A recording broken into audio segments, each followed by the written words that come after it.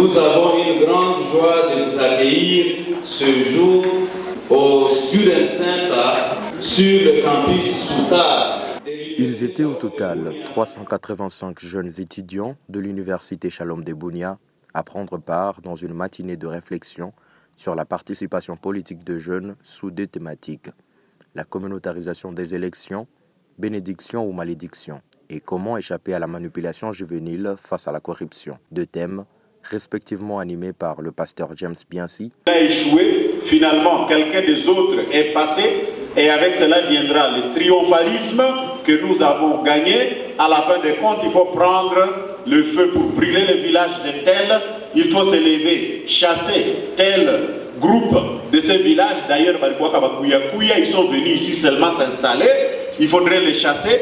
C'est comme ça que vous trouverez qu'à la fin des élections, les villages sont brûlés, les gens sont tués, les gens sont déplacés. C'est là où nous poserons la question.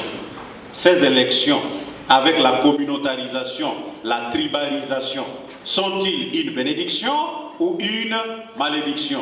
Et M. Pacifique Keita, ce dernier, s'est dit très satisfait par l'auditoire et rappelle même que l'avenir de la jeunesse est mis en jeu. Ils nous ont invités pour animer une matinée scientifique sur les élections. Donc, et surtout, nous avons profité aussi pour parler aussi de l'entrepreneuriat de jeunes par rapport à la situation, au marasme qui sévit. Nous avons essayé un peu de décortiquer un peu qu'est-ce qui est à la base de cette situation et quelles sont les voies de sortie.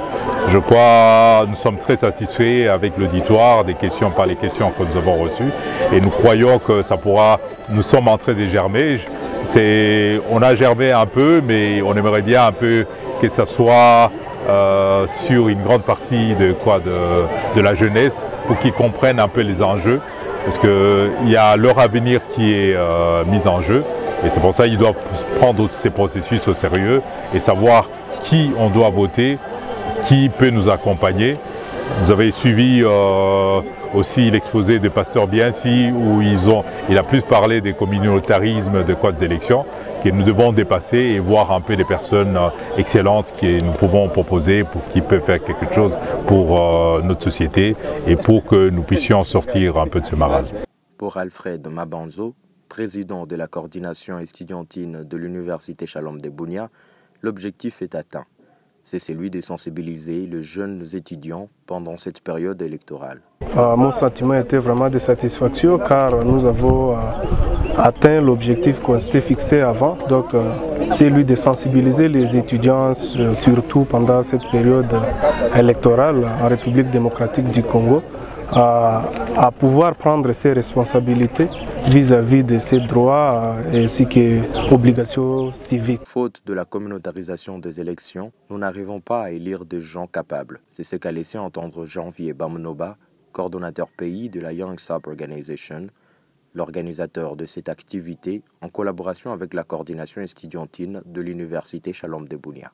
Chaque jeune doit être en mesure de créer une activité génératrice de revenus, en fait de ne pas tomber dans la manipulation politique. À cet échange, ils ont compris que la communautarisation des élections n'est pas une bénédiction pour nous, parce que la plupart des cas, nous arrivons à élire les gens qui ne sont pas capables ou compétents, seulement parce qu'ils appartiennent à nos communautés respectives. Par ailleurs, envie d'inspirer encore plus ce jeune à l'entrepreneuriat, question de ne plus tomber dans la corruption, la place était réservée pour l'inauguration d'une machine dénommée Jumbo Wash, une structure capable de se déplacer partout pour le lavage de véhicules et autres. Tout ceci dans le cadre du projet Tukomeshe Mizozo de la Young Sub Organization, mis en œuvre par les consortiums Bunia Actualité, Conseil urbain de la ville de Bunia et Washington Publishing.